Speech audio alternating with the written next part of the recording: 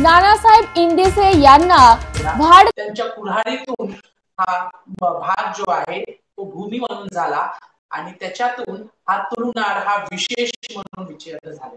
याच्यात भाषा आमची जी आहे कन्नड, कर्नाटकमध्ये कन्नड भाषा ही मुख्य असली तरीही तुलू ही भाषा आपल्याला विशेषतः करून इथे पाहिलेली जाते. कन्नड शाळेमध्ये अभ्यासासाठी उपयोग असतो, पण तुलू भाषा ही आमची मातृभाषा.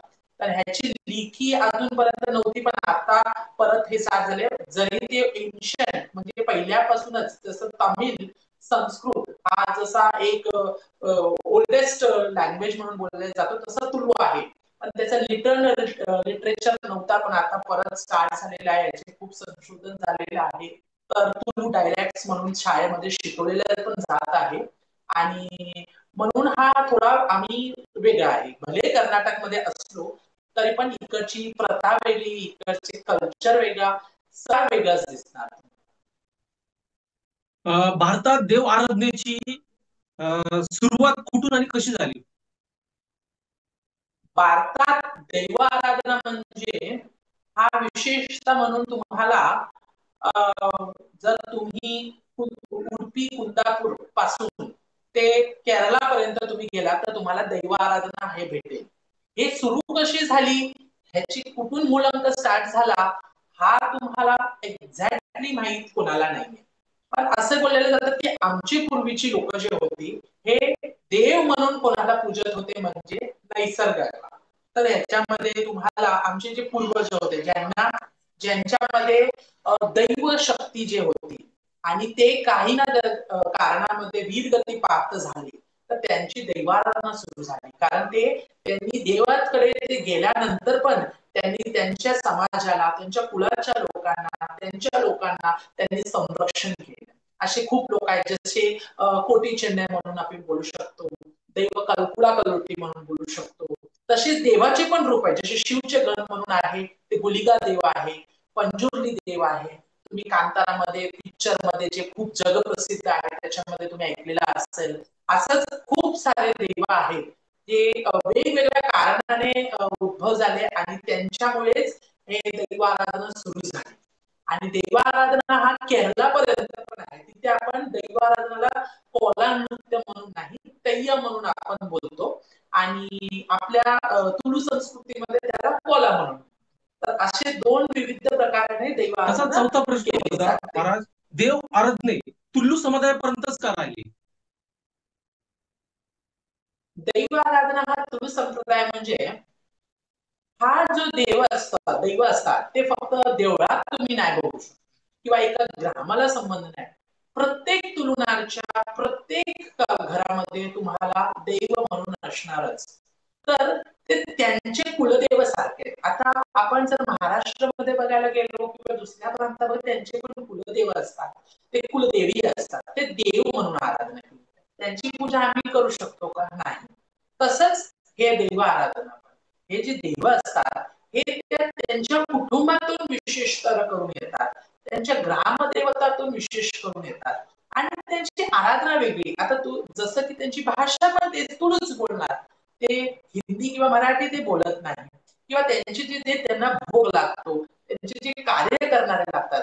आणि तुम्हाला अजून एक विशेष म्हणजे तुलू लोक जे असतात, म्हणजे जे कास्ट असतात आमच्या मोस्टली, ते फॉलो करतात त्यांच्या आईच्या घरचा, म्हणजे वडिलांचा सरनेम वगैरे जरी यूज केला तरी पण त्यांचं जे काही लेणं देणं असतं किंवा त्यांचं सूतक काळ असतो किंवा त्यांचं काहीही असो, ते आम्ही बघायला गेला तर एका मुलीचं लग्न झालं की ते लग्न झाल्यानंतर त्याचं गोत्र ते संपतं आईकडचा, माहेरचा, आणि ते नंतर सासरचा होतो ना. पण इकडे असं नाही, ते सासरी जरी गेल्या, त्या लग्न होऊन गेल्या तरी पण त्या माहेरच त्यांचं जे काही आहे ते फॉलो करतात. म्हणून दैवाराधना पण आहे ते माहेरच बघतो. आणि माहेर म्हणजे कुठे? आपलं उडुपी किंवा उडुपी, मँगलोर हा सगळा भाग असतो. तर तिकडच्याच लोकांना ते सीमित असणार ना.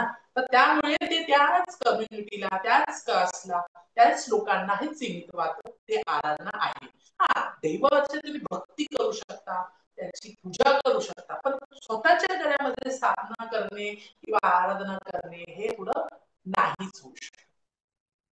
प्रश्न महाराज, देव आराधनेमध्ये पूजा अर्चा कशी केली जाते, काय सांगाल तुम्ही? दैव आराधना ही जी पूजा आहे हे खूप सरळ आहे. ह्याच्यामध्ये काय तुम्हाला विशेष हवन किंवा विशेष पूजा अर्चना असं काहीच नाही. देवांना काय पाहिजे, दैव म्हणजे त्यांना पूर्वीच्या काळापासून तुम्ही जर बघाल तर त्यांना फक्त आमच्या हिशोबाने हा जो कॅलेंडर असतो, जो मंथली कॅलेंडर असतो, बाकीच्या लोकांचं असतं जे अमावस्येच्या दुसऱ्या दिवशी नंतर नवीन मास स्टार्ट होतो तसं कॅल्क्युलेशन आहे ना. पण आमच्यामध्ये कसं कॅल्क्युलेशन आहे, संक्रांती टू संक्रांती.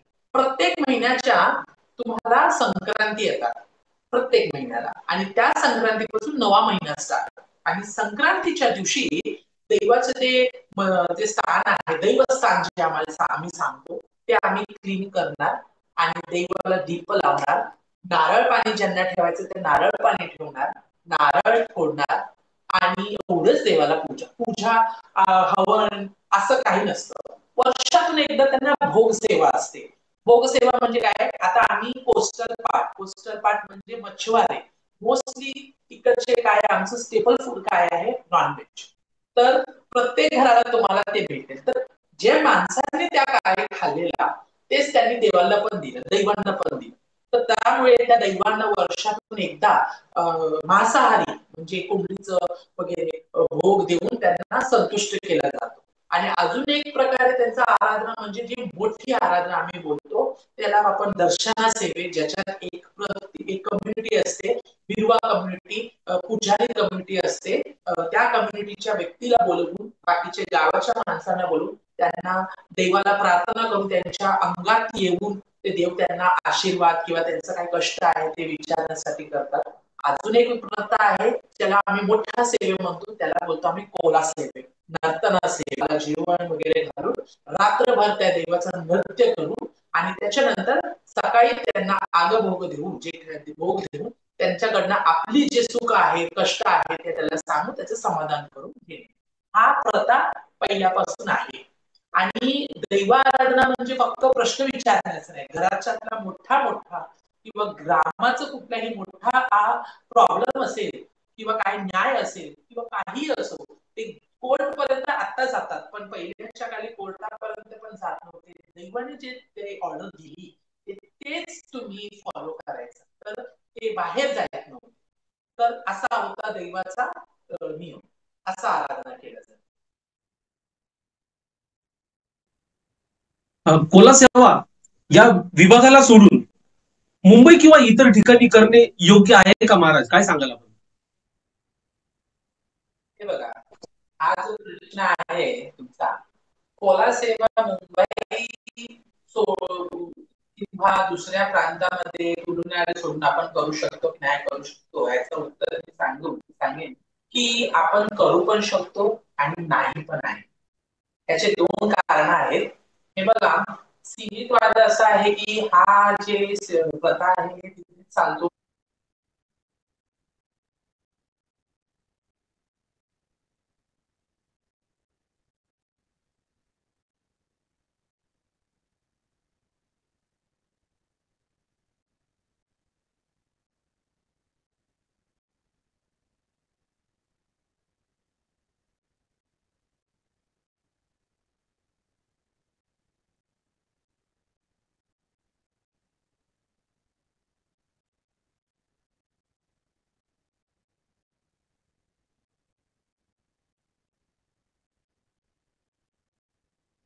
ते आपल्याला विचार देतात. आणि असं झालं खूप लोकांसाठी की ते तिकडे गेले नाही आणि देवाचा त्रास स्टार्ट झाला.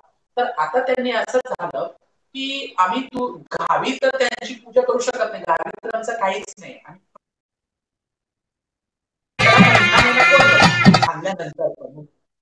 तर त्यासाठी त्या लोकांनी देवाला काय विचारलं, जे मुंबईमध्ये लोक होती, जे आमच्या लोकांनी जी दैव आराधना मुंबईमध्ये सुरू केली, की आम्ही आमच्या मुंबईमध्ये तुमची आराधना करतो आणि कॉलर सेवा जे काय आहे आमचं जे जग बरं झालं तर आम्ही करेन.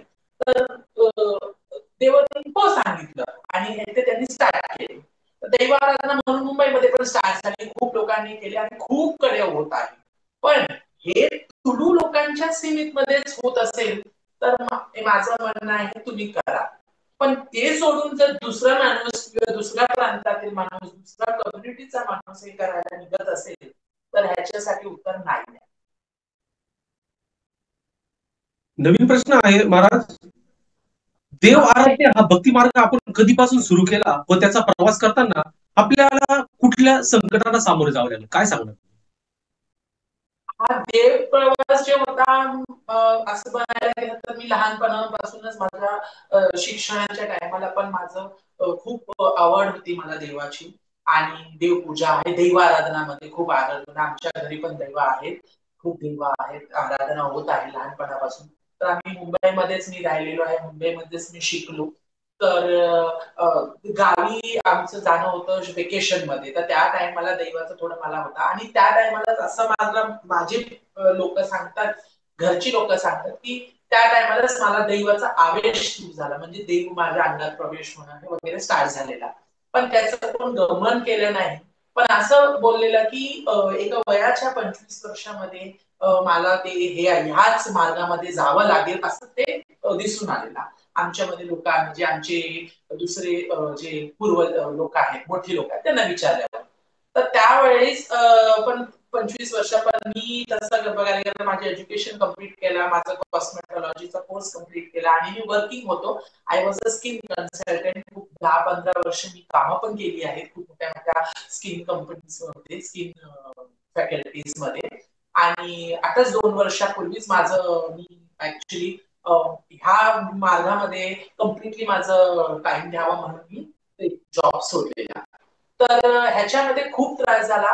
काही लोकांनी सपोर्ट पण केले, काही लोकांनी खूप लोकांनी मला त्रास म्हणजे ह्याच्यामध्ये सपोर्ट नाही केला की हा मार्गामध्ये चालला आहे, दैव आराधना करत आहे, कुठपर्यंत चालणार, हे बरोबर नाही आहे, हे बरोबर नाहीये, ते बरोबर नाही. काही लोकांनी मला ह्या मार्गामध्ये जाऊ नये म्हणून खूप त्रास पण मला म्हणजे टॉर्चर दिलेला. तर पण असं होता, एक लय होता, घरामध्ये पण सपोर्ट नव्हता, पण माझ्या आईने त्यावेळेस खूप मला एक जणांनीच फक्त सपोर्ट केला आणि देवाचा पण सपोर्ट होता आणि माझी एक इच्छा जिद्द होती. तर त्यामुळे मी आज जे पोझिशन मध्ये आहे किंवा जे काही आहे ते पोझिशन मध्ये मला देवानेच आणलेलं आहे असं मला वाटतं. आणि मुंबईमध्ये आता बघायला गेलो तर आमच्या कम्युनिटीच्या खूप सारे मंदिर आहेत, खूप नामची मंदिर आहेत, जसे घाटकोपर मध्ये दुर्गा अंबिका देवस्थान किंवा मध्ये आहे. त्याच्या जिथे खूप दैवाराधना खूप वर्षापासून चालू आहे, तिथे मीच जाऊन दैवदर्शनाचं काम करत.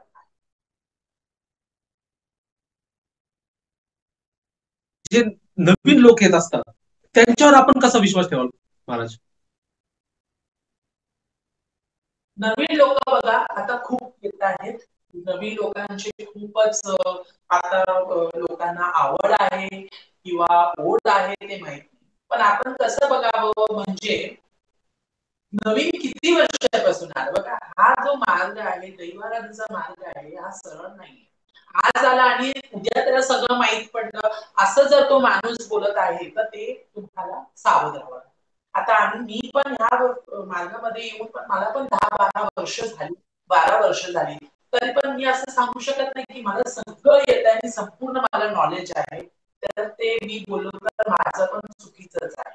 तर आताचे नवीन लोक असे आहेत की आज त्यांना दीक्षा भेटली आणि उद्याच्या दिवशी सगळं ते करणार किंवा डिस्प्ले टाकणार. काही लोकांचं असं मी बघितलेलं आहे, म्हणजे काही प्रोफाईल्स आहेत जिथे त्यांनी सांगतात की आम्ही हे करतो ते करतो. दिस इज नॉट अ बॅनर. हे बॅनर आपण नाही टाकू शकत की आम्ही हे काम करतो, आम्ही दर्शना करतो, आम्ही ह्याचं काम करतो, आम्ही त्याचं काम करतो. हे काय एक ऑफिस नाहीये किंवा हा दुकान नाहीये किंवा हा काय सर्व्हिस सेंटर नाहीये की आम्ही हे सगळं करतो. तुम्ही देवाचं काम करता, देव आहेत, माग लोक येतात, हात जोडतात, तुमच्याकडे जे प्रॉब्लेम विचारतात ते वेगळं आहे. पण तुम्ही जे लोक जे फलक लावून बोलतात किंवा ते बॅनर टाकतात किंवा ते त्यांचे इंस्टाग्राम ऍड रन करतात, हे आजकाल खूप चालत. ह्यांचे जे नवीन जे लोक आहेत यांच्यापासून आपण सावध राहावे. हेच मी. नक्कीच महाराज, आपल्यात विविध प्रकारचे बाबा लोक आहेत, यांच्यावर आपण कसा विश्वास ठेवायचा आणि त्यासाठी आपल्याकडे काही उपाययोजना आहेत का, काय सांगाल तुम्ही? बघा, बाबा लोक तर आजकाल सगळ्यामध्ये आहेत. पण ह्या बाबा लोकांमधून आपण कसं हे सावध राहावं, माझं एक उपाय आहे. जो माणूस तुम्हाला भीती नाही दाखवत तो माणूस बरोबर आहे. जो माणूस तुम्हाला दरवेळेस कोणाच्या नावावरनं तुम्हाला भीती दाखवतो, देवाच्या नावावर भीती दाखवतो. आता काही लोक आहेत, फॉर एक्झाम्पल मी सांगतो, मंत्र देवते म्हणून एक दैव आहे आमच्यामध्ये, खूप चांगलं देव आहे. देवी म्हणून आम्ही त्यांची आराधना करतो. आमच्या घरी पण तुम्ही बघू शकता त्याच विराजमान आहेत. पण असं त्यांचं मिसकन्सेप्शन त्या लोकांनी केलं आहे की ह्या देवीला दाखवून ही खूप कडक देवी आहे, हिचं तुम्ही हे काम नाही केलं आणि माझं हे तुम्ही त्यांच्यासाठी सोनं नाही टाकलं, चांदी नाही टाकली, तुमच्या कामाच्या पैशामधून 10% तुम्ही पैसे नाही टाकले तर तुमचं वाटोळ होईल, तुमचं बरोबर नाही होईल. जे तुम्हाला असं घाबरवतोय त्याच्यापासून सावध राहा. देव कधी तुम्हाला त्रास देत नाही. देव तुमच्याकडनं पैसा, सोना, चांदी, हिरे जवाहरात तुमच्या पगारापासून टक्के पैसे मागत नाही. तुम्ही तुमच्या इच्छाने देता, ते तुमचं आणि देवाचं लेनदेन, बरोबर. पण मी मागणं हे चुकीचं आहे. आणि असल्या बाबांपासून तुम्ही लोक सावध राहावे. बाबा असो किंवा कोणी असो, त्या तिकडे तुमच्या इकडे कशा येतात? सेवासाठी येतात. तुमच्या इच्छेने ते देतात, ते तुमच्यासाठी दान आहे. पण तुम्ही जे मागता ते तुमचं लोभ आहे. आणि ह्या असल्या लोभी, असल्या तुमच्या जे लोक तुम्हाला घाबरवतात, देव तुम्हाला मारणार, तुम्ही हे काम नाही केलं तर की तुमच्या पुढच्या मनाला तुमचा बिझनेस ठप होणार, तुम्ही हे काम नाही केलं तर तुमचं वाटवळ होणार, मी उद्या पूजेला बसणार आहे, तुम्ही हे नाही केलात ना मी आज तुमचं नाव सांगणार आहे. खिशात नाहीये कोणाच्या, माझ्या पण खिशात नाही. जर हा देवी असो, दैव असो हे आमचंच ऐकले असते तर आम्ही असं बसलो नव्हतो. आम्ही पण एका मोठ्या महिलामध्ये बसलो असतो किंवा कुठल्या मोठ्या सोन्याच्या महल दिसला असता आम्हाला.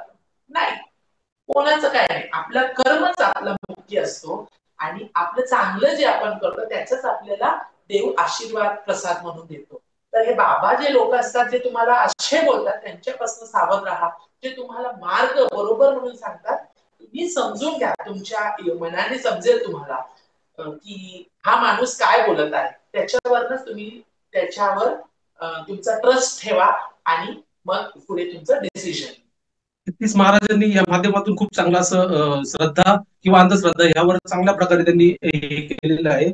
बाबा, आपण पुढच्या प्रश्नावरती येऊ. आपल्याला विविध प्रकारचे तांत्रिक बाबा सांगतात की आपण या देवाची अशी पूजा करा. उदाहरणार्थ नारायण नागबली, 2 लाख रुपये उच्चाटन.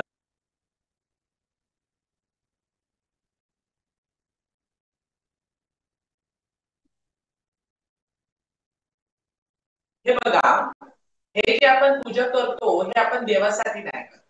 आता तुम्हाला मी एक उदाहरण देतो. एका माणसाला काहीतरी त्रास झालेला असतो तर त्याला तो एक नॉर्मल पहिला फिजिशियन कडे जातो. फिजिशियन कडे तो औषध घेतो, ते होत नाही तर तो सर्जन कडे जातो. तसाच हा पण प्रकार असतो. माणसाला जे दोष येतात माणसाला, तर त्याचा ग्रह बदलावा नसतो किंवा त्यांना काहीतरी बाहेरचा दोष झालेला असतो. त्याच्यासाठी एक स्पेसिफिक लोक असतात, त्याच्यासाठी स्पेसिफिक माणसं असतात. ते स्पेसिफिक तिथे पूजा करून मंत्र उच्चारणाने पॉझिटिव्ह एनर्जी आणून तुमच्या मधला जो नेगेटिव्ह आहे ते आपण काढतो. कशामध्ये? अग्नीद्वारे. अग्नीमध्ये आपण अग्निदेवताला बोलवून तिथे त्यांचं शुद्धी करून त्यांना जे त्यांना लागतो, म्हणजे त्यांना जे भोग लागतो, म्हणजे काय लागतो? तर्पण. म्हणजे त्याच्यामध्ये जे आपण अग्नीमध्ये तूप टाकतो किंवा तीळ टाकतो, जे काही टाकतो, आवाहन म्हणून टाकतो, त्यांनी आपल्याला जे दोष आलेला आहे ते अग्निदेवता त्या देवाला प्रसन्न करून त्यांना सांगून की बाबा माझ्या मुखांतराने तुम्हाला मी पण अर्पण करत आहे, असंही करा. आता ते चार्जेस मध्ये तुम्ही बोलत आहात, ते पण वेगवेगळे लोक आहेत, खूप चार्जेस करतात. आता तुम्ही नॉर्मल हॉस्पिटलमध्ये गेलात, एका बायपास सर्जरीला तुम्ही ते लोक 4-4.5 घेतात. तसेच दुसऱ्या डॉक्टरकडे गेलात ते कमी घेतात. तर आपण काय करतो? सेकंड ओपिनियन घेतो. तर तुम्हाला जर एक माणूस बोलतोय की असं साध्या पूजेसाठी 2 लाख रुपये द्या, तर तुम्ही समजा ना त्या माणूस कशासाठी देत आहे. तर तुमच्याकडे दुसरं ऑप्शन आहे. जो माणूस ते सरळ करेल आणि तो कमी मध्ये करत आहे आणि तुम्हाला वाटतंय की तो बरोबर करत आहे, सेकंड ओपिनियन द्या. कारण आता काय आहे, लोकांमध्ये पण असं झालेलं आहे, जो माणूस खूप काही बडबड, लोक खूप पैसे चार्ज करतो तर तो खूप चांगला आहे, असं काही नसतं. त्यांनी पैसे तुमच्या पैशाने सोनं बनवले, त्याच्याकडे पहिले नव्हते, आपणच दिले, तर आपण ते सावध राहावं. पूजा अर्चना जे आहे ते बरोबर आहे, पण ते करणारा माणूस का तेवढा चार्ज करतोय ते तुम्ही बघावा आणि जो माणूस बरोबर करतोय त्याच्याकडनं करावा. मनापासून श्रद्धेने केलेल्या पूजा देवाला अर्पण व्हावं, हे मुख्य आहे. नक्कीच आपण बीबीएस न्यूज नेटवर्कशी एक चांगला असा बहुमूल्य मोल दिलेला आहे. या संदर्भात आपल्याशी खास बातचीत झालेली आहे. हे होते देव चाकरीचे प्रसाद सालियर. यांच्याशी आपण पुढील अशाच हप्त्यामध्ये आपण त्यांच्याशी खास बातचीत करणार आहोत. मी Bunty Adhav, BBS news network, Nashik. नमस्कार नाशिककर. आज आपण आहोत ललित रुंठा ग्रुप यांच्या रुंठा फ्लोरेन्झा या प्रोजेक्टला. तर हा प्रोजेक्ट आहे प्रीमियम लोकेशनला, म्हणजेच गोविंद नगर जवळ. या प्रोजेक्टमध्ये आपण 20हून अशा लक्झरियस अम्युनिटीज दिलेल्या आहेत, जसे की वॉकिंग ट्रॅक, मल्टीपर्पज हॉल आणि यासारख्या भरपूर अशा युनिक अम्युनिटीज. चला तर मग बघूया आपण आपला सॅम्पल फ्लॅट. तर हा आहे आपला प्रशस्त असा लिव्हिंग रूम आणि याला आपण सुंदर अशी बाल्कनी दिलेली आहे. हा आहे आपला डायनिंग टेबल.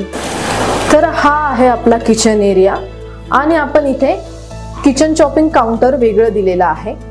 इथे आपण दिलेले आहेत किचन ट्रॉलीज आणि स्टोरेजसाठी आपण इकडे कॅबिनेट्स पण दिलेले आहे आणि प्लस आपण इथे युटिलिटी एरिया पण दिलेला आहे.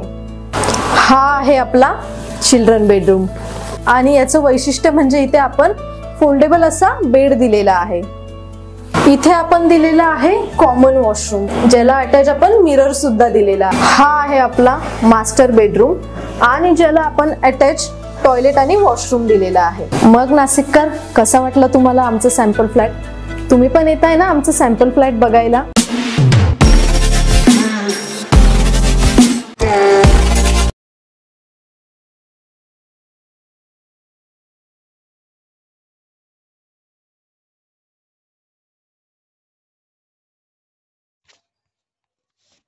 नाशिक जिल्ह्यास 8 बालस्नेही पुरस्कार प्राप्त जिल्हाधिकारी जलज शर्मा ठरले उत्कृष्ट पुरस्काराचे मानकरी.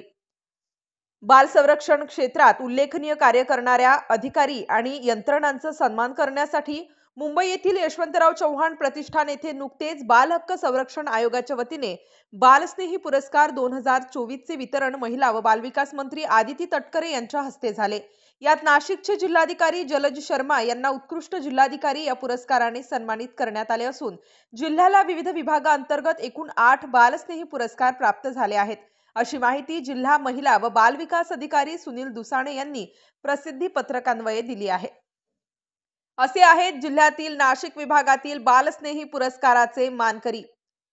उत्कृष्ट जिल्हाधिकारी श्री जलज शर्मा, उत्कृष्ट मुख्य कार्यकारी अधिकारी श्रीमती आशिमा मित्तल, जिल्हा परिषद नाशिक.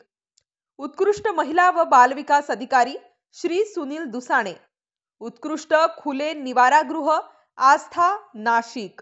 उत्कृष्ट काळजीवाहक अश्विनी देवरे नाशिक. उत्कृष्ट बालगृह आशीर्वाद गारडा बाल सदन खंबाळे त्र्यंबकेश्वर नाशिक. उत्कृष्ट निरीक्षण गृह बालगृह मुलीचे निरीक्षण गृह बालगृह नाशिक. उत्कृष्ट दत्तक एजन्सी आधार आश्रम नाशिक. बीबीएस न्यूज या राज्यस्तरावरील 24 तास चॅनलसाठी खालील पदावर काम करणाऱ्या उत्साही, अनुभवी आणि शिकाऊ व्यक्तींची आवश्यकता आहे. तसेच राज्यात सर्वत्र जिल्हावार प्रतिनिधी, कॅमेरामन, मार्केटिंग एक्झिक्युटिव्ह नेमणे आहे. पदाचे नाव: रिपोर्टर, कॅमेरामन, उपसंपादक, कॉपी एडिटर, व्हिडिओ एडिटर, निवेदिका, व्हॉइस ओव्हर आर्टिस्ट. त्वरित खालील नंबरवर संपर्क करा. श्री भरत गोसावी, संचालक, 98 227 85 037. श्री सतीश रुपवते संचालक 83 297 62 302, श्री बंटी आढाव संचालक 89 561 99 139.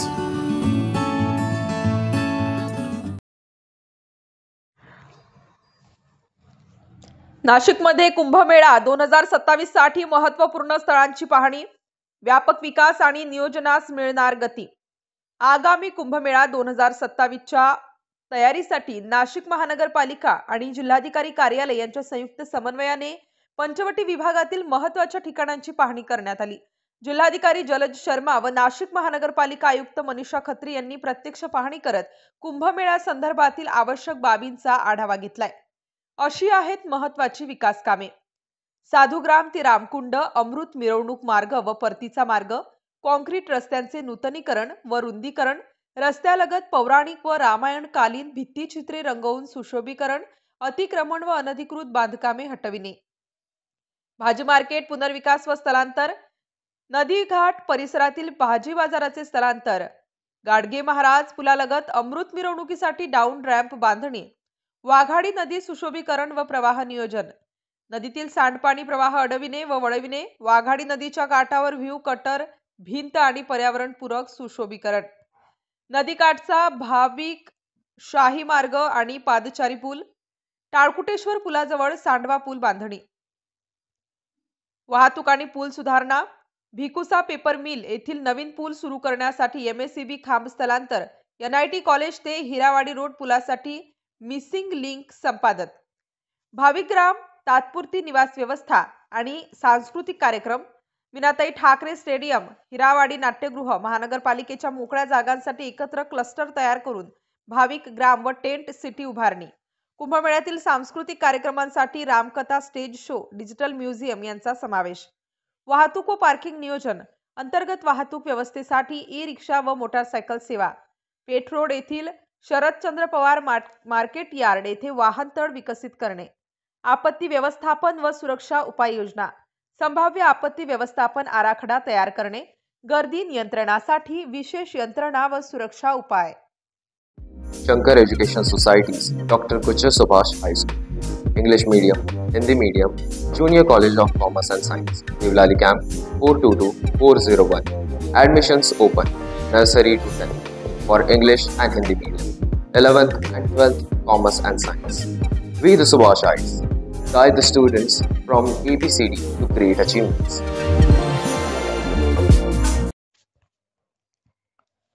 कळवण येथे 181 बोगस बांगलादेशी. किरीट सोमय्या यांनी घेतली कृषी अधिकारी व पोलिसांची भेट. नाशिक जिल्ह्यातील कळवणच्या भादवण गावात गावाचे रहिवासी नसणाऱ्या 181 बोगस मुस्लिम कुटुंबियांना प्रधानमंत्री किसान सन्मान निधी योजनेचा लाभ दिल्याप्रकरणी माजी खासदार व भाजप नेते किरीट सोमय्या यांनी कृषी अधिकारी कार्यालय व पोलीस ठाण्यास भेट दिली. सदर लाभार्थी बांगलादेशी असल्याचा संशय व्यक्त केला. जागरूक ग्रामस्थांमुळे हा गंभीर प्रकार समोर आला असून या प्रकरणी संबंधितांवर गुन्हा दाखल करून सखोल चौकशी करण्याची मागणी सोमय्या यांनी केली. तहसीलदारांनीही गुन्हा दाखल करण्याचे मान्य केले. विशेष म्हणजे या 181 लोकांना पहिला हप्ता मिळाला, मात्र त्याबाबत ओरड झाली. हे 181 लोक कोण? याचं जर संशोधन केलं तर यांचे बँक खाते हे बांगलादेशाच्या बॉर्डरवर गावातील असल्याचे प्रथमदर्शनी दिसतात. त्यांची चौकशी सुरू होणार आहे. त्यातून मोठा घोटाळा समोर येण्याची शक्यता माजी खासदार किरीट सोमय्या यांनी केली.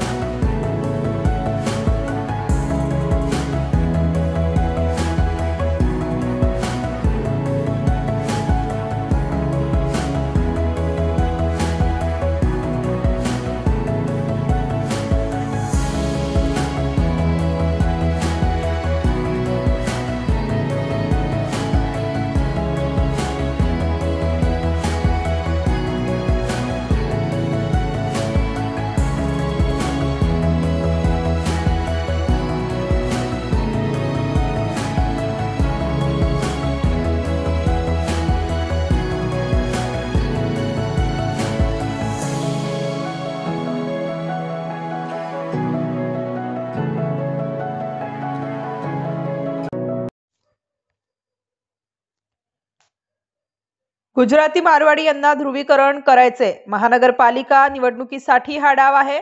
अनिल देसाई.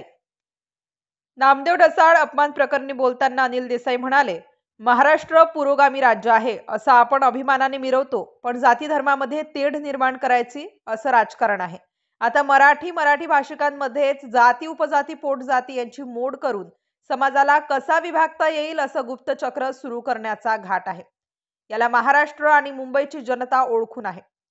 पुढे बोलताना अनिल देसाई धारावी गुजराती बोर्डवर वक्तव्य करताना म्हणाले की गुजराती मारवाडी यांना ध्रुवीकरण करायचंय, महानगरपालिका निवडणुकीसाठी हा डाव आहे. मराठी विभागून जाईल अशी खेडी करायची आणि गुजराती यांना असं समज द्यायचं की यांच्या विरोधात शिवसेना ठाकरे गट आहे. आम्ही सरस्वती पुत्र आहोत, तुम्ही लक्ष्मीपुत्र आहात असं बाळासाहेब ठाकरे म्हणायचे. गुण्या गोविंदाने राहणारे सर्व मतदार निवडणूक जिंकण्यासाठी कुठले डाव त्यांचे सुरू आहेत ते दिसून येत आहे.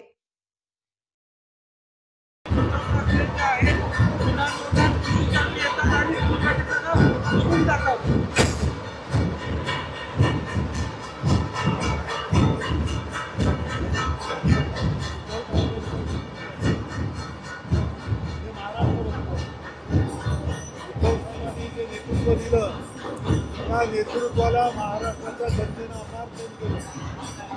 करोना बघा, करोनाच्या वेळेमध्ये काय केलेलं काम बघा, उद्धवजींनी शेतकऱ्यांसाठी केलेलं काम बघा, विद्यार्थी, गृहिणी, महिला एक सुरक्षेचं कवच होतं. आज लोकांना भीती आहे की काय होणार, आपली मुलं बाळं बाहेर गेली तर संध्याकाळी परत येतील की नाही, ही भीती आहे. या सगळ्या गोष्टीकडे लक्ष विचलित करून भाषेच्या माध्यमातून कुठंतरी लोकांना लढवण्यात येत आहे. महाराष्ट्राची आणि मुंबईची भाषा ही मराठीचं हे सगळ्यांना माहिती आहे आणि गुण्या गोविंदानं राहणारे हे सगळे यांना विभागणं हे यांचं काम आहे. उद्धव ठाकरे यांची विधान भवनातल्या अनुपस्थितीच्या बाबत त्यांना पोलीस म्हणतात, पोलीस पाणीपुरी उद्धव ठाकरे साहेब जे काम करत आहेत त्याच्या एक दशांश तरी काम करा.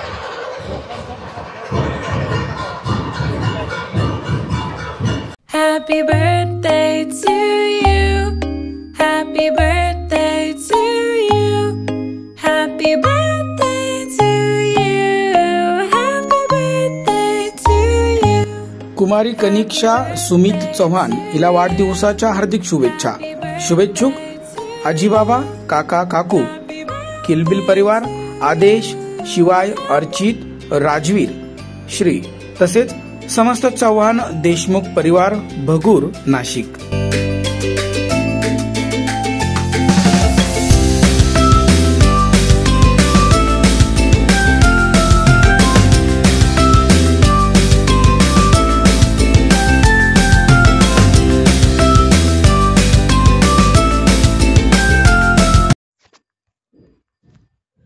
केंद्रीय राज्यमंत्री प्रतापराव जाधव यांच्या उपस्थितीत अनेकांनी केला शिवसेनेमध्ये प्रवेश. बुलढाणा जिल्ह्यातील मासरूळ येथे शिवसेना पक्षप्रवेश सोहळ्याचं आयोजन करण्यात आलं होतं. यावेळी केंद्रीय राज्यमंत्री प्रतापराव जाधव यांनी त्यांच्या गळ्यात शिवसेनेचा भगवा दुपट्टा टाकून त्यांच्या अधिकृत शिवसेनेत पक्षामध्ये प्रवेश करून घेतला. यामध्ये काँग्रेस, राष्ट्रवादी काँग्रेसचे पदाधिकारी, माजी सरपंच, पंचायत समिती सदस्य, माजी ग्रामपंचायत सदस्य अशा शेकडो कार्यकर्त्यांनी शिवसेनेत यावेळी प्रवेश केला. यावेळी बोलताना केंद्रीय मंत्री प्रतापराव जाधव म्हणाले की शिवसेनेने कार्यकर्त्यांना नेहमीच न्याय देण्याची भूमिका केली आहे. शिवसेनेचा कार्यकर्ता हा आमदार, खासदार, मंत्री बनलाय. अनेक नेते घडविण्याचे काम हे शिवसेना संघटनेने केले आहे. शिवसेना ही हिंदुत्वाची संघटना होती तेव्हापासून आपणही शिवसेनेमध्ये काम करत आहोत. 20% राजकारण आणि 80% समाजकारण हे सूत्र घेऊन शिवसेना संपूर्ण महाराष्ट्रामध्ये आणि देशामध्ये काम करत आहे. त्यावेळेस त्यांनी जनतेच्या हितासाठी अनेक निर्णय घेतले. केंद्राने राज्य सरकारच्या लोकोपयोगी कामांची योजनेची माहिती जनतेपर्यंत पोहोचवून येणाऱ्या जिल्हा परिषद, पंचायत समिती, नगर परिषदेच्या निवडणुका जिंकण्यासाठी सर्व शिवसैनिकांनी तयार राहावं असं आवाहन केंद्रीय मंत्री प्रतापराव जाधव यांनी केलं.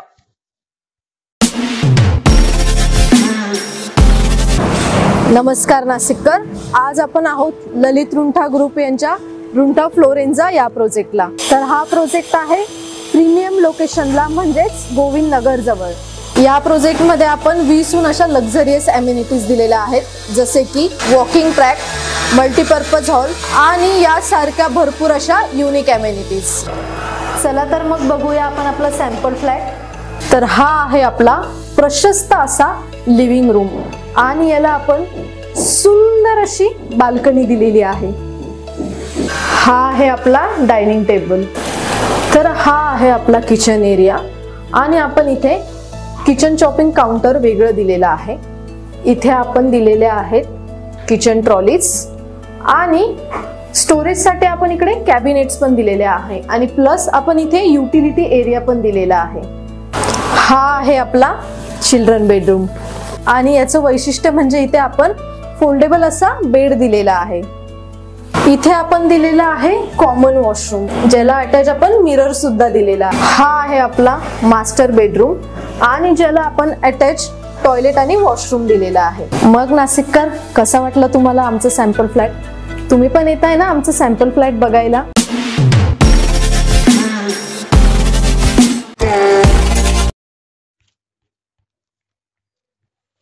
कीटकनाशक फवारणी करणाऱ्या महिला झाल्या ड्रोन पायलट. शेतात यंत्राद्वारे फवारणी करण्यात येत होती, परंतु महिलांना प्रशिक्षण देऊन फवारणीसाठी ड्रोन यंत्र देण्यात आले. यातून महिलांना आर्थिक सक्षम करण्यात आले आहे. दिवसभर फवारणीत जाणाऱ्या शेतकऱ्यांच्या वेळेत बचत झाली. ड्रोनद्वारे एका एकरात 5 ते 6 मिनिटात फवारणी केली जाते. 1 एकरसाठी 300 रुपये आकारले जाते. अशा प्रकारे महिन्याला 30 ते 40 हजार रुपये महिलांना मिळतात. यामुळे महिलांचे जीवनमान उंचावले आहे. आकाशात ड्रोनच्या सहाय्याने गवसणी घालून स्वप्नांना सत्यात उतरवण्याचे काम ग्रामीण भागातील महिला करीत आहेत. या माध्यमातून महिलांच्या स्वप्नांना बळ मिळाले आणि आता नवतंत्रज्ञानातील बारकावे शिकून आकाशात झेप घेण्याचा प्रयत्न या महिला करतायत. ड्रोनद्वारे फवारणी केल्याने शेतकऱ्यांना मदत होते, शिवाय शेतकऱ्यांची वेळेची आणि पैशांची सुद्धा बचत होत आहे. सोबतच हे नवतंत्रज्ञानामुळे सामाजिक बदल सुद्धा होत असल्याचे इथे पाहायला मिळत आहे. कळंब आणि राडेगाव तालुक्यातील या 2 महिलांचं आयुष्य नवतंत्रज्ञानाने त्यांचं पालटलं आहे आणि त्यांची ड्रोन पायलट म्हणून नवी ओळखही तयार झाली आहे. ड्रोन उडवून त्याद्वारे शेतातील पिकांवर योग्य वेळी फवारणी करण्याचे कौशल्यपूर्ण काम या दोघी मागील काही दिवसांपासून करीत आहेत. खरीप आणि रब्बी हंगामात विविध पिकांवर फवारणी करण्यासाठी ड्रोन फवारणी फायदेशीर ठरत आहे. विज्ञान आणि तंत्रज्ञानाच्या माध्यमातून महिला आकाशात झेप घेत स्वतःचा वेगळा ठसा त्यांनी उमटवला आहे. 300 रुपये एकरी आम्ही फवारणी करून देत असतो. काळजी, हँड ग्लोव्ज वगैरे. आता तुम्हाला विजेचे तार नसले पाहिजे. हा, ऑप्टिकल्स नसले पाहिजे, म्हणजे झाडं वगैरे आणि विजेचे खांब, तार हे असले की त्या मॅपिंगमध्ये सेटिंग करून आम्ही ते कट करून तेवढा मॅप टाकून आम्ही फवारणी करून घेत असतो. 1 एकर 6 मिनिटामध्ये, 6-7 मिनिटामध्ये. रिस्पॉन्स त्यांचा चांगलेला आहे. त्यांच्या वेळेची बचत त्यांना होऊन राहिलेली आहे आणि पैशानेही त्यांना परवडून राहिलेलं आहे. आणि माणसांना कसं फवारणीला जास्त पैसे आणि वेळही जास्त घेतात माणसं पंपाद्वारे जेव्हा फवारणी करतो आपण, आणि त्यातही ते म्हणजे थोडेसे व्यवस्थित नाही का. आणि यांनी व्यवस्थित फवारणी होऊन राहिली आहे. वरून होतं तर डायरेक्ट मुळापर्यंत जातं याच्या फवारणी, असं वरून ड्रोननी होतं तर म्हणून मुळापर्यंत जातं ते. तर त्यामुळे शेतकऱ्यांचा रिस्पॉन्स वगैरे चांगला आहे. खूप बदल झालेला आहे. म्हणजे आपण स्वतःच्या पायावरती उभं आहो, 4 पैसे आपण कमवू शकतो आणि कसं आपल्या याच्यावरती कमवू शकतो. आपण काहीतरी ॲडव्हान्स टेक्नॉलॉजी आहे ते हँडल करून राहिलेलं आहे. हीच खूप मोठी गोष्ट आहे लेडीजसाठी. म्हणजे ते ड्रोन उडवणे नाही का, विमानचे पायलट लेडीज आहे, आता ड्रोनचे पण आहे. ही एक खूप म्हणजे अभिमानास्पद गोष्ट आहे. त्यामुळे खूप असं छान वाटतं ते करताना आणि फरक खूप आलेला आहे. इन्कम पण बरेचसं चांगलं आहे याच्यामध्ये. याच्यातून आम्हाला एकरी 300 म्हटलं की 5-6 जरी एकर आम्ही समजा महिन्यातून आम्ही 50 एकर जरी कमवलं तरी आम्हाला 30-40 हजार तरी इन्कम राहू शकतं महिन्याचं. आता सध्या सीझन नाही, सीझन लागल्यानंतर हे खूप याच्यामध्ये प्रॉफिट आहे. काय नाव आपलं? उज्ज्वला तोळासे.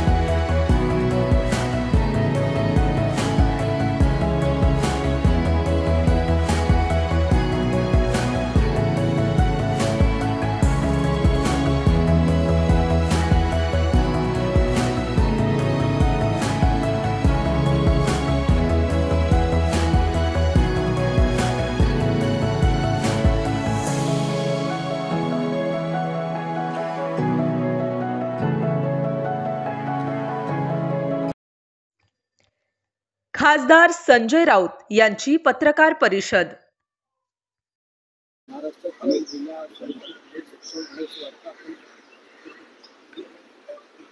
आज जागतिक महिला दिन आहे. आज प्रधानमंत्र्यांनी दिल्लीत महिलांसोबत एक कार्यक्रम ठेवलेला आहे.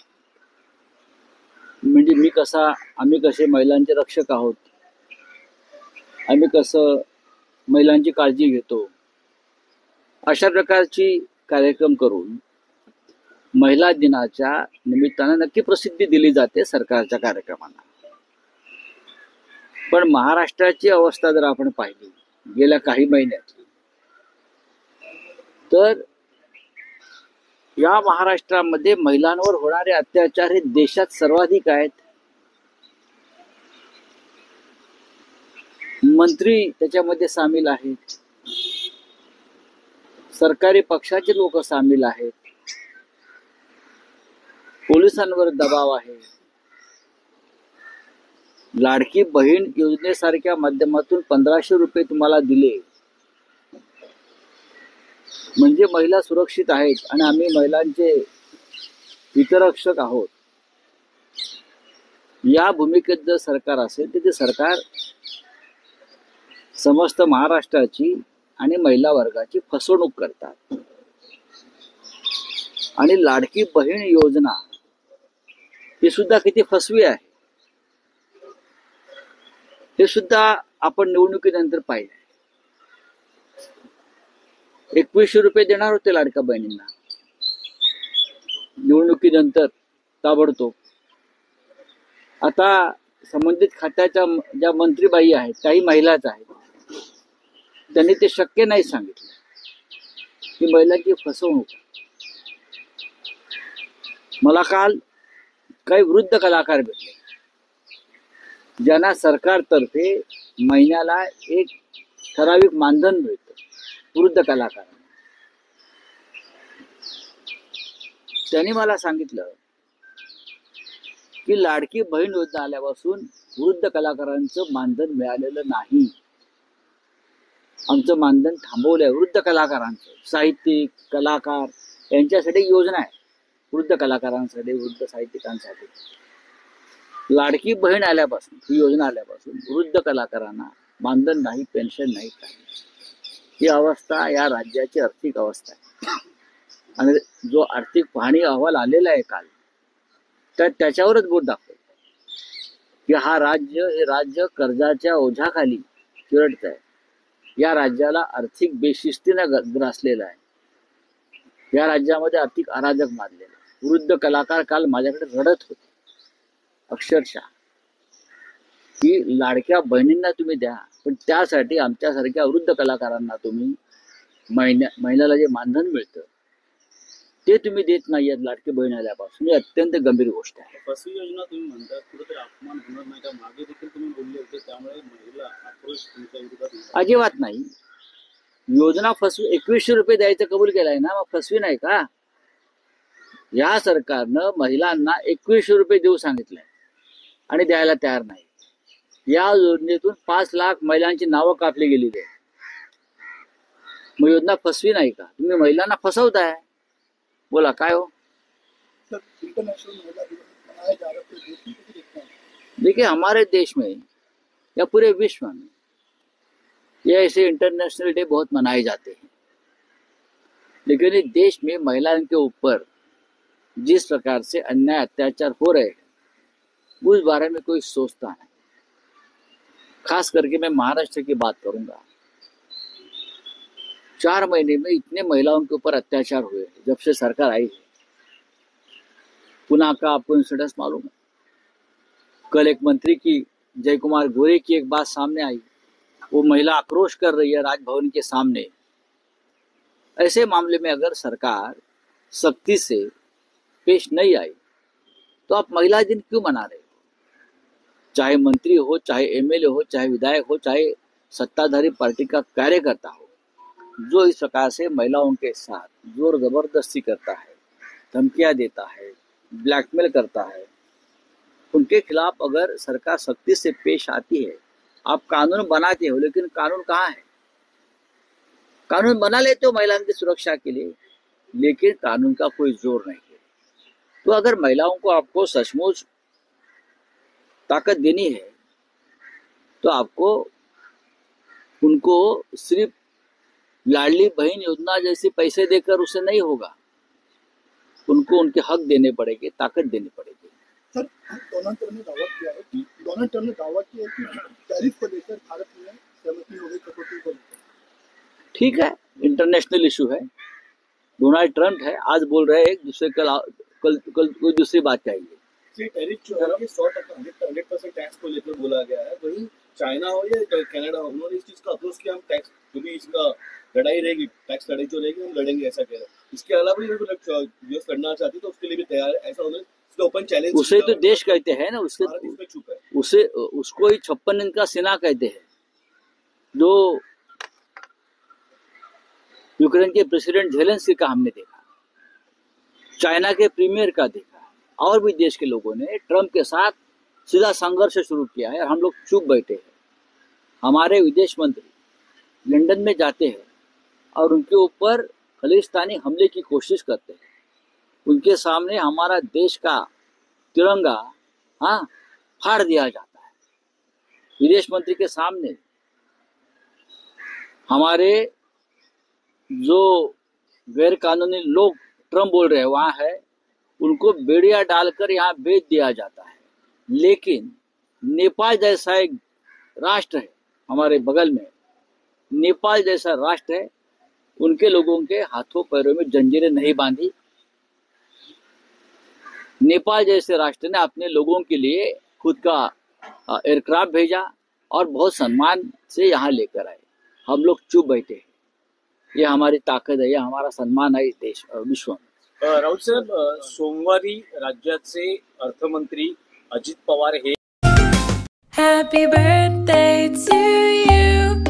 Happy birthday to you. Happy birthday to you. Happy birthday to you. कुमारी कनिक्षा सुमित चव्हाण हिला वाढदिवसाच्या हार्दिक शुभेच्छा। शुभेच्छुक आजीबाबा, काका काकू, किलबिल परिवार, आदेश, शिवाय, अर्चित, राजवीर, श्री तसेच समस्त चव्हाण देशमुख परिवार, भगूर, नाशिक।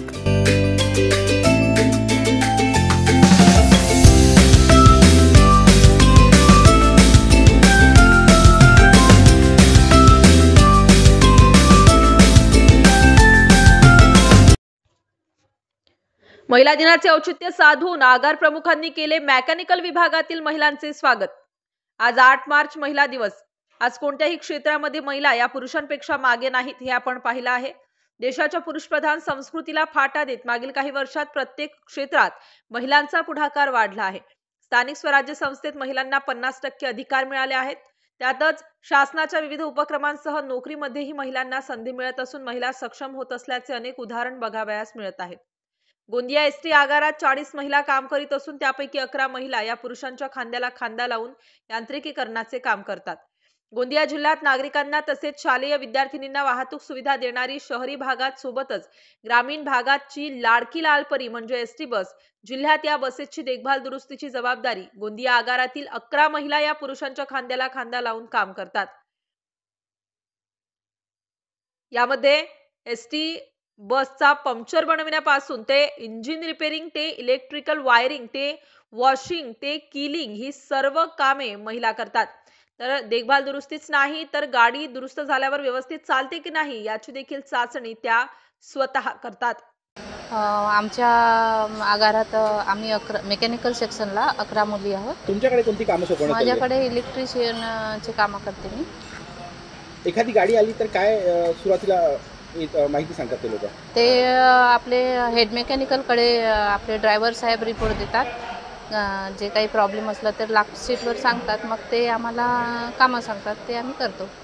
माझ्याकडे इलेक्ट्रिशियनचे काम आहेत, शुभांगी भरणे ती बॉडी फिटर आहे, ती बॉडीचे कामं करते आणि बाकी महिला आपले मेकॅनिकलचे करतात, जसं टायर पंक्चर आहे, इंजिनचे कामं आहे, बॉडीचे कामं पण त्यांना देतात।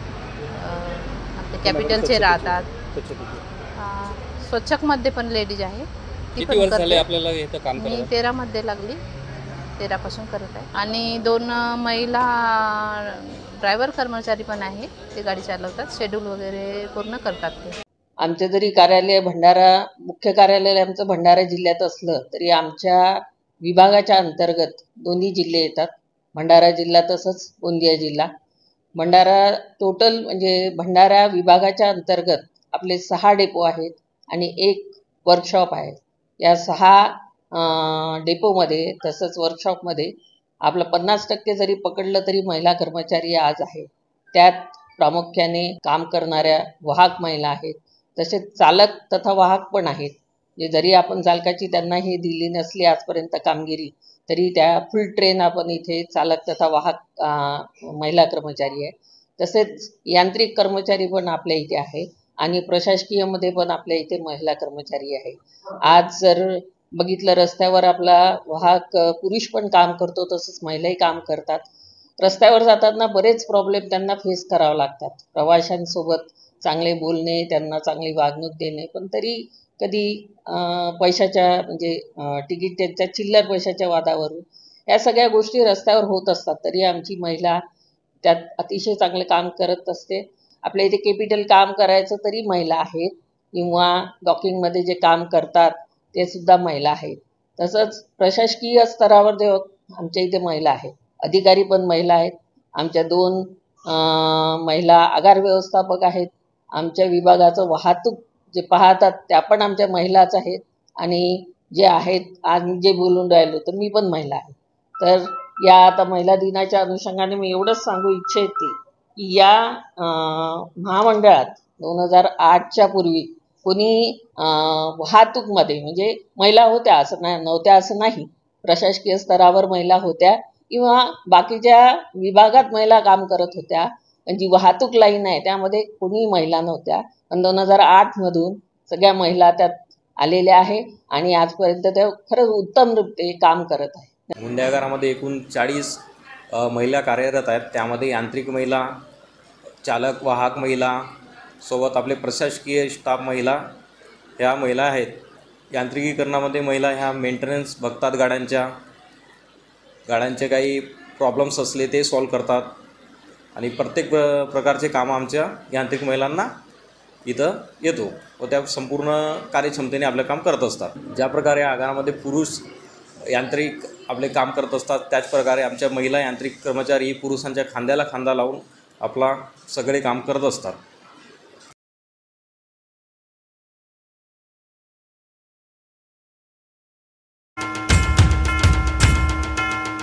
रिपब्लिकन पार्टी ऑफ इंडिया एकतावादी बहुजनांचे संघर्ष नायक लोकनेते नानासाहेब इंदिसे यांना वाढदिवसाच्या खूप खूप शुभेच्छा. शुभेच्छुक आदेश पगारे जिल्हाध्यक्ष नाशिक, अनिल सोनवणे उपाध्यक्ष उत्तर महाराष्ट्र, प्रमोद गांगुर्डे ग्रामीण जिल्हाध्यक्ष नाशिक, मिलिंद हाटे युवक शहराध्यक्ष नाशिक.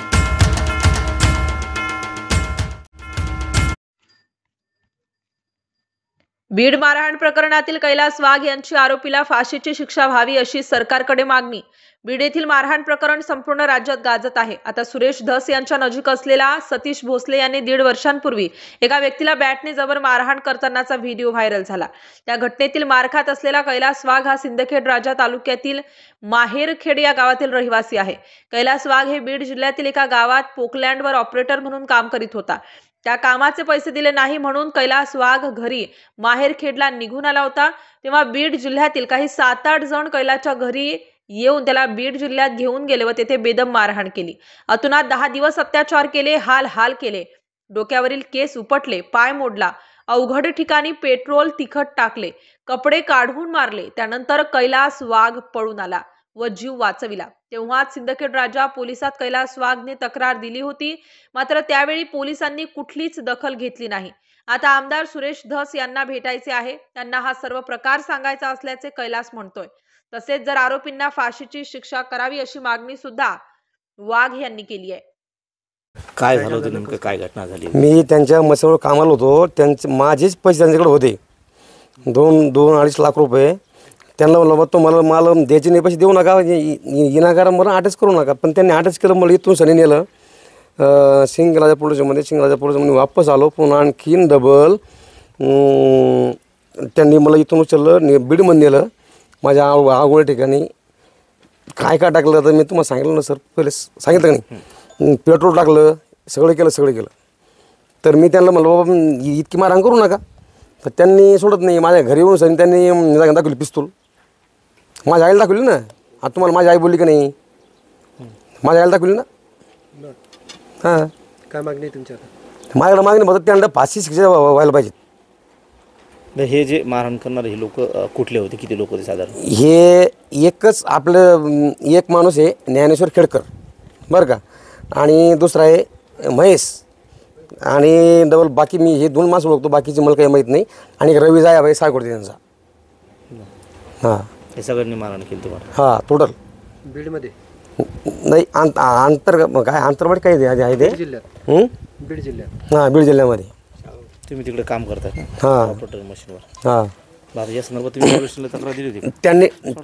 त्यांनी माझे तर पैसे दिलेच नाही, पण नेमके माझे हातापाय म्हणून टाकले आणि डबल घरी येऊन धमकी आली ती. म्हणजे ते गुंडे आहे घरी. मग ते BBS न्यूज या राज्यस्तरावरील 24 तास चॅनलसाठी